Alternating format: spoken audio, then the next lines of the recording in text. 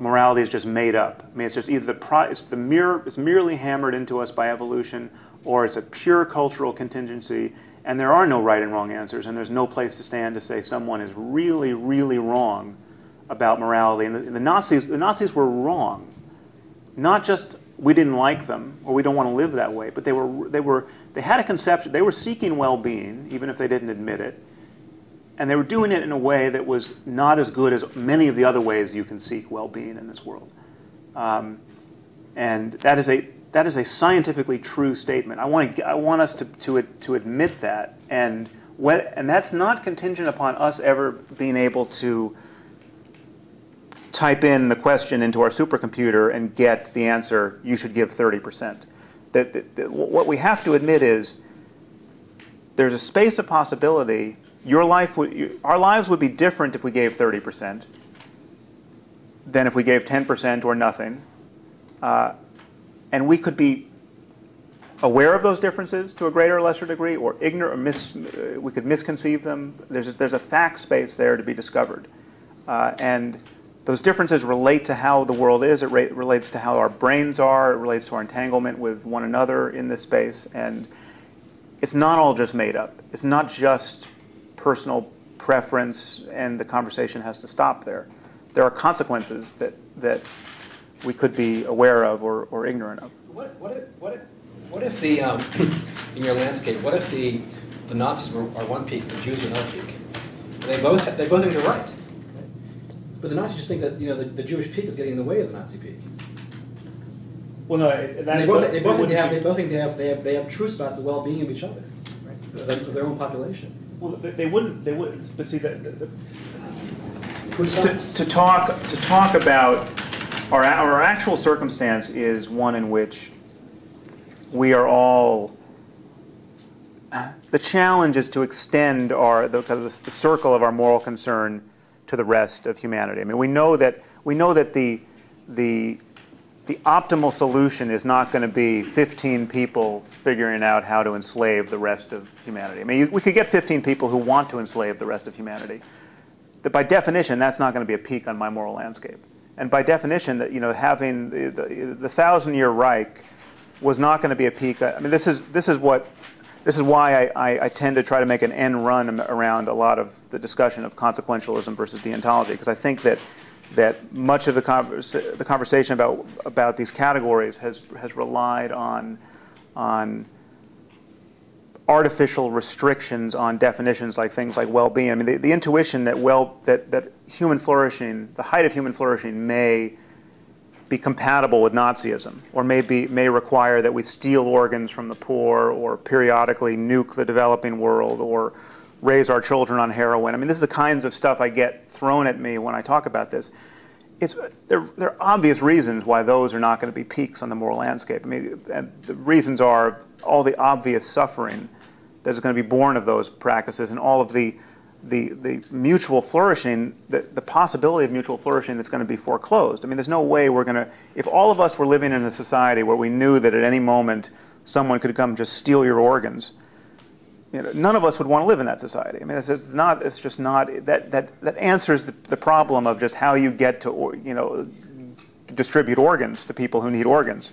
But the idea that that's going to be the optimal answer is not. I think where Paul's point is, you're strategically and well using very extreme cases. But let me give you a simpler, less extreme case. Right. Let's imagine two peaks. This is what we're thinking of morality.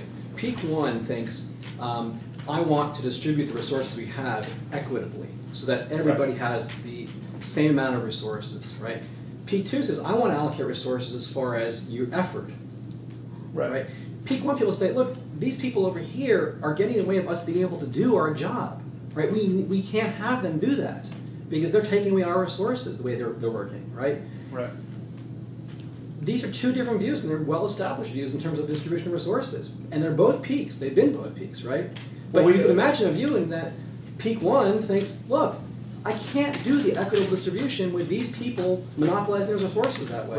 Right. But this in some sense is entailed by my argument that if there are multiple peaks on the landscape, they are incompatible, say, and there will be a saddle between them, very likely. And so therefore, there will be suffering entailed in moving down one peak and going up another peak. And that's, could be true individually, it can be true collectively.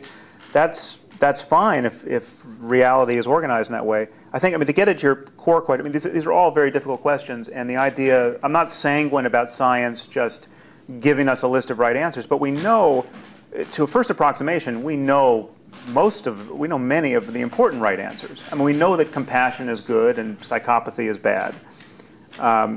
We know the kinds of virtues we would want to maximize in the kind of positive social emotions, as opposed to, and we know, a Rawlsian approach to fairness is a good heuristic. But I think there are all kinds of specific results in Project One science that could change the way we view moral questions and move us to Project Two. So, like, Paul Slovik's research, I think, is kind of mind-boggling in its just this genocide neglect and our insensitivity, the fact that our moral intuitions don't scale with number. I don't know if I should probably summarize it quickly, but this one experiment of showing, you show people a picture of a little girl and say, how much money would you give to help this child in need, and people's empathy is at its peak, and they give the most amount of money they're going to give to this cause. And then you show people a picture of a little boy and say, how much would you give to help this little boy in need? And people's empathy is at a peak, and they'll give the most amount of money. But you show them a picture of the same little boy and the same little girl, and you say, here's a little boy and a little girl who are in need. How much would you give?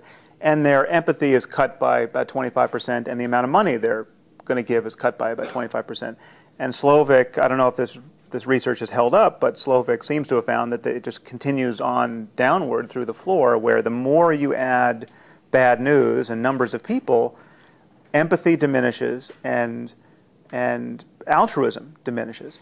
Now, so this is a fact that, for argument's sake, let's say this is a true fact about our moral intuitions. This is on a global scale, this is a bug, not a feature. This is something about us that shouldn't, in terms of maximizing human flourishing, it's pretty obvious that this is not a good thing, and that for us to be predisposed to be uninterested in the greatest occasions of human suffering. Like, we will spend 3 days looking at CNN, watching, baby Jessica get rescued from a well, but we all just yawn and flip the channel when we hear about a genocide raging in Rwanda.